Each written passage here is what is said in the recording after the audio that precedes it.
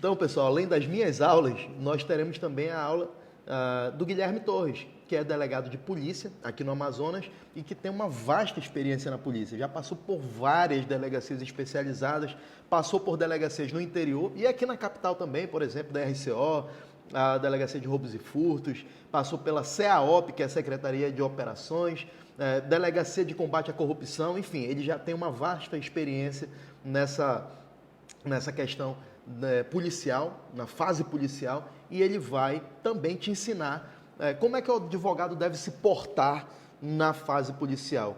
Nós dois juntos daremos essa aula e eu tenho certeza que vai ser de grande valia para você. Por quê? Porque você vai assistir algo que é a minha visão, a visão do advogado criminalista e a visão do delegado também. Então, unindo as visões, você vai ter uma visão ampliada do que é advogar na fase policial. Como é que é acompanhar um inquérito policial de uma forma bem eficiente, bem eficaz e cuidando, zelando pelo principal, que é a defesa do seu constituinte. De que forma o advogado deve atuar na fase policial? No momento, por exemplo, que ele é acionado para diligenciar até uma delegacia de polícia, com quem ele tem que falar primeiro, de que forma ele tem que cobrar seus honorários, como é que ele vai fazer para receber esses honorários antes, como é que ele vai fazer para evitar, por exemplo, de chegar numa delegacia e já ter outros advogados lá e ele ter que chegar e sair com o rabo entre as pernas, no popular. Como é que ele tem que fazer isso? Como é que ele deve tratar com o familiar do cliente que está preso? Como é que ele deve tratar com o preso,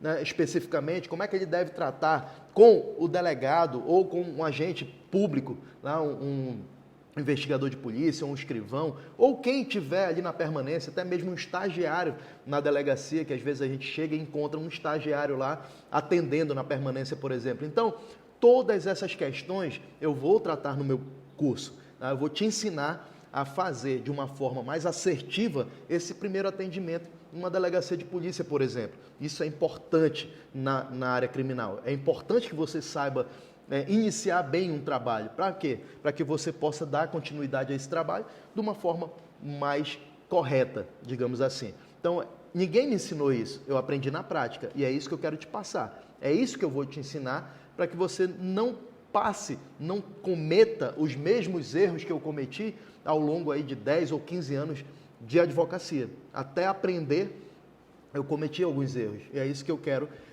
te ajudar, para que você não cometa esses mesmos erros. Quanto eu devo cobrar para ir numa delegacia? Tem advogado iniciante que não consegue cobrar o mínimo. Ou seja, ele tem medo de cobrar o mínimo que a tabela indica. Por quê? Porque tem outros advogados que vão cobrar mais barato. Então, se eu cobrar o mínimo que a tabela indica, o cliente pode optar por outro advogado. Porque eu ainda não tenho muita experiência. Porque o cliente ainda não me conhece. Ou seja, são histórias que a gente acaba contando para o nosso cérebro para justificar os nossos resultados. Então, não vou cobrar porque eu ainda não sou experiente demais ao ponto de cobrar tão caro assim por uma diligência, apenas uma diligência, que eu vou gastar só minha gasolina e tal. Não é isso, não é assim que funciona. Então, enquanto você não entender que essa questão da cobrança, ela está mais relacionada à sua crença de merecimento ou não merecimento do que o valor dessa diligência, por exemplo, enquanto você não entender isso, você não vai conseguir virar essa chave e cobrar um valor justo pelo seu trabalho. O fato de você sair da sua casa, deixar a sua família e às vezes até de noite ou de madrugada, deixar a sua família para poder atender um cliente que está ali precisando, que está preso, que está desesperado para que chegue um advogado ali, enfim, isso tem um valor, né? Não é o preço, a gente não está falando de preço aqui. Você tem que entender a diferença entre preço e valor, são coisas distintas. Então você tem que entender qual é o valor desse trabalho. E quando você entender isso, você vai ver que realmente aquilo que a tabela coloca como mínimo, a tabela da OAB coloca como mínimo, realmente é o mínimo. Não tem como ser menos do que aquilo, tá? Então, pessoal, é isso que eu quero ensinar para você.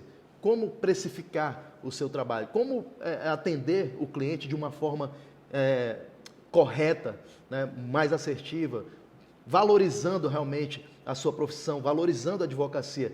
Por quê? Porque se você não faz isso, se você começa a cobrar qualquer valor, por exemplo, qualquer preço para chegar numa delegacia, para diligenciar, você vai ficar conhecido como aquele advogado que cobra barato.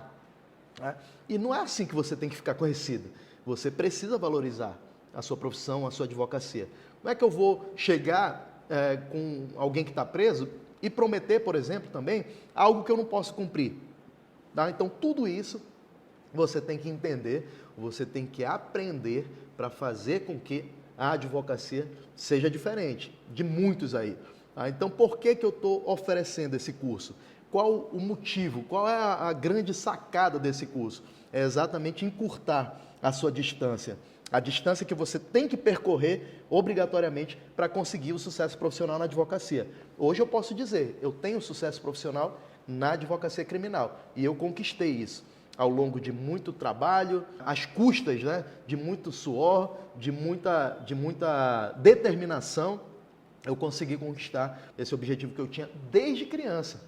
Né? Lembra que eu falei para vocês que eu estava, desde criança, sonhando com a advocacia. Eu sonhava em ser um advogado de excelência. Né? Hoje, graças a Deus e graças ao esforço que eu tive, Deus já me colocou tudo que eu precisava para alcançar esse sucesso profissional. Hoje eu alcancei. E por que eu consegui alcançar? Porque eu não desisti. Uma das coisas é essa, não desistir. Às vezes você começa a advogar, né, pega a carteira da OAB e acha assim, pô, agora pronto, agora eu vou ficar rico em 2 meses, em 3 meses, em 1 ano. Não é assim que funciona.